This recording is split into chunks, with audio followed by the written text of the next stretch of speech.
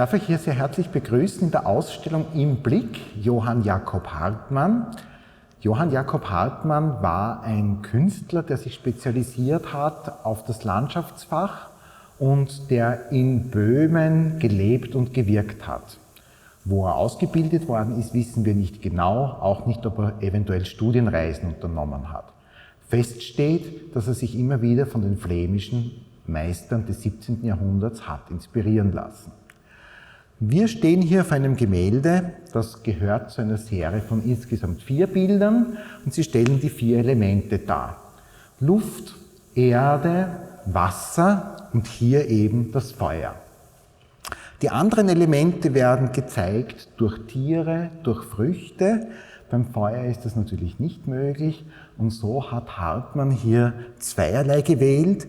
Links im Vordergrund eine Schmiede, also die produktive Kraft des Feuers, vor der Schmiede aufgebreitet die ganzen Erzeugnisse in ihrer großen Varietät, vom Gartengerät, anderen Werkzeugen bis hin zu den Rüstungsgegenständen. Und rechts im Hintergrund ist eine brennende Stadt zu sehen. Das heißt eben auch, diese zerstörerische Kraft des Feuers wird hier thematisiert. Im Übrigen ist es ja auch bei den anderen Elementen der Fall. Auch ein zu viel an Luft, Stürme, eine Überschwemmung kann zu Problemen führen. Hartmann, nähert man sich seinen Gemälden aus der Ferne, dann erscheinen sie zuerst einmal alle etwas ähnlich. Manchmal ist der Landschaftsausblick links, manchmal rechts, aber es gibt da ein offensichtlich nur geringes Spektrum an Variationen.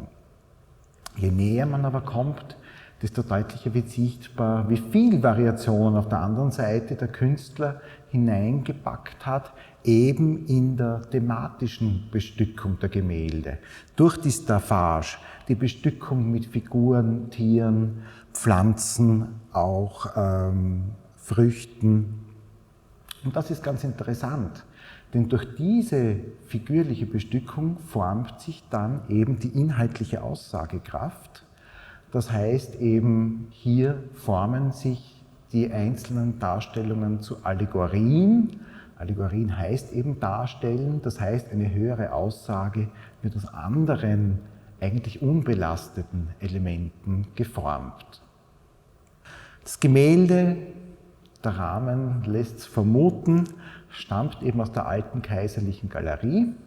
Wann es erworben wurde, wissen wir nicht. Fest steht aber, dass es bereits Ende der 1770er Jahre hier im Belvedere ausgestellt war, und zwar im 2. Stock.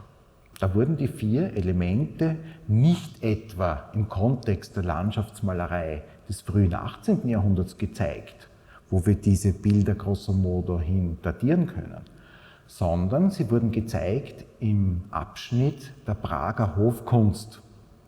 Das überrascht etwas, aber bestätigt eben genau wieder diesen retrospektiven Stil von Hartmann.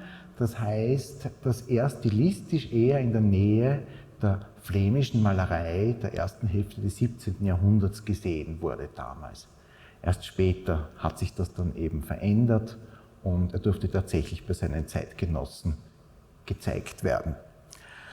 Ein Gemälde wie dieses enthält viele Details, die sich hier über die Ferne jetzt nicht vermitteln lassen. Und ich kann euch alle nur herzlich einladen, möglichst bald in die Ausstellung zu kommen und dieses und die anderen Exponate in allen ihren Details aus der Nähe zu erfassen.